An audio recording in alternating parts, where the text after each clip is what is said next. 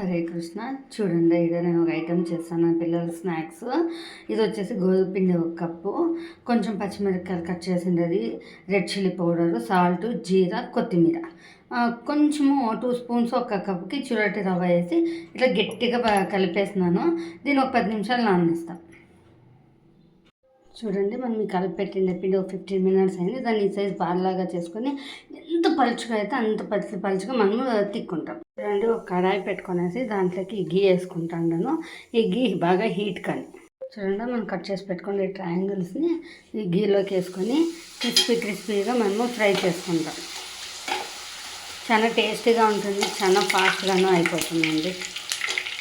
చూడండి, బాగా హీట్ అయినాక సిమ్లో పెట్టుకొని ఇట్లా ఫ్రై చేసుకుంటాము. క్రిస్పీగా ఉంటుంది, చల్లారికి ఇంకా క్రిస్పీ అవుతుంది. ఇప్పుడు ఒక్కొక్కటే ఫ్రై చేసుకొనేస్తాం. ఇట్లా సిమ్లో పెట్టుకొని ఇది సైడ్స్ను మనం రోస్ట్ చేసుకోవాలా.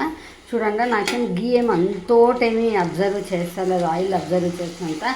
బట్ మంచి స్నాక్ అండి. పిల్లలు స్కూల్ ఇంకా వచ్చినప్పుడు, ఎవరైనా గెస్ట్లు వచ్చినప్పుడు, లేదా మనం ఎక్కడైనా జర్నీ పైన ఎత్తుకొని పోతే చాలా అంటే చాలా బాగుంటుంది. చూడండి, మన క్రిస్పీ ట్రయాంగిల్స్ అంతా రెడీ అయిపోయింది. ఇట్లన్నా తినొచ్చు, లేకపోతే టాపింగ్స్ మనకి ఆనియన్స్, టొమాటో, క్యారెట్ ఏం కావాలో వేసుకొని తినొచ్చు. చాలా బాగుంటుందండి. ఇది బాలంతలకిను ఇవ్వచ్చు.